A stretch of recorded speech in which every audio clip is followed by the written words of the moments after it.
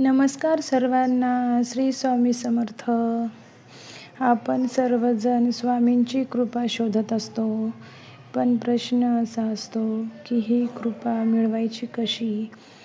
जेव्हा कधी संकटे येतात, कामे अडकतात, मन बेचैन होते, तेव्हा मनामध्ये एकच प्रश्न उठतो की स्वामी माझ्यावर कृपा कधी करणार? पण खरे बघितले तर कृपा ही शोधायची गोष्ट नसते, ती अनुभवायची असते.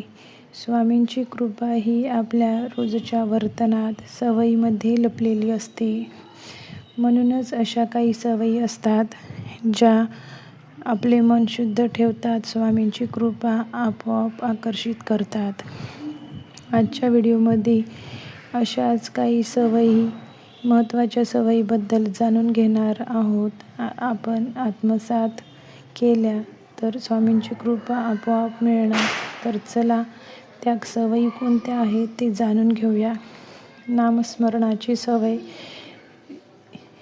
स्वामींचे नाम जिथे घेतले जाते, स्वामींची उपस्थिती तिथे असते. नामस्मरण म्हणजे ओठांनी स्वामींचे नाव घेणे नाही, स्वामींशी मनाने जोडणे आहे.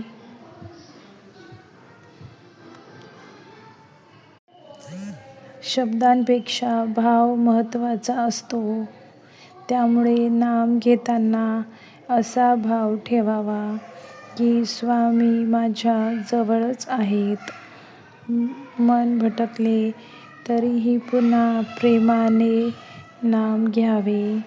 नामस्मरण हे चालता बोलता, उठता बसता, काम करत असतानाही करू शकतो.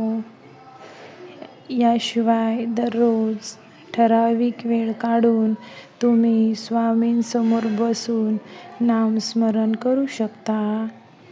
रोज नामस्मरणाची सवय लावली की आतून एक वेगळी शक्ती जाणवते.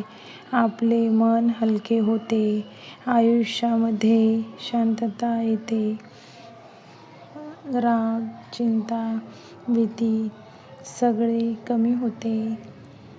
नामस्मरण हे आपले विचार शुद्ध करते आणि आपली स्वामींची कृपा आकर्षित करते.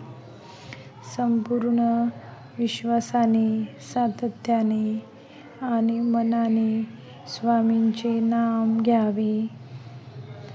नामस्मरण म्हणजे स्वामींशी थेट संवादच आहे.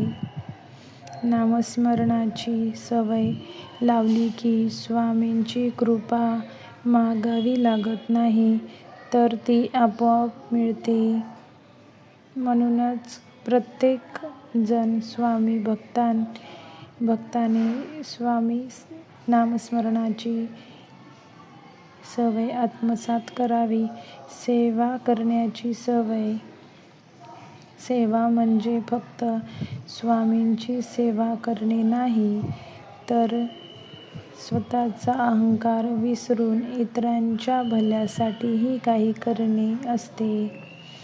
गरजवंताला मदत करणे, एखाद्याचे दुःख कमी करणे, प्राण्यांवर दया ठेवणे, हे प्रत्येक कृती म्हणजे स्वामींची पूजाच आहे.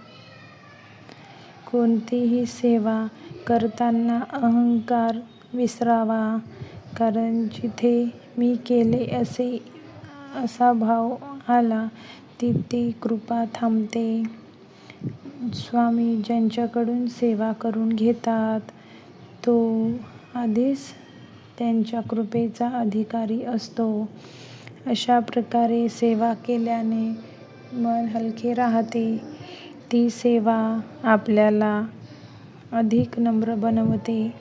अहंकार नष्ट झाला की मन शुद्ध होते आणि शुद्ध मनाने स्वामींची कृपा दिसू लागते. सेवा नेहमी निस्वार्थी भावाने करावे. कोणी पाहिले का याची चिंता नको. स्वामी आपल्यामार्फतच अनेकांना मदत करतात आणि त्यांचे भले करतात. फक्त आपल्याला त्याचे साधन व्हायचे आहे. म्हणूनच कोणतीही सेवा अगदी मनापासून करण्याची सवय लागावी. कृतज्ञतेची सवय. आपल्याकडे जे काही आहे ते सगळे स्वामींच्याच कृपेने आहे.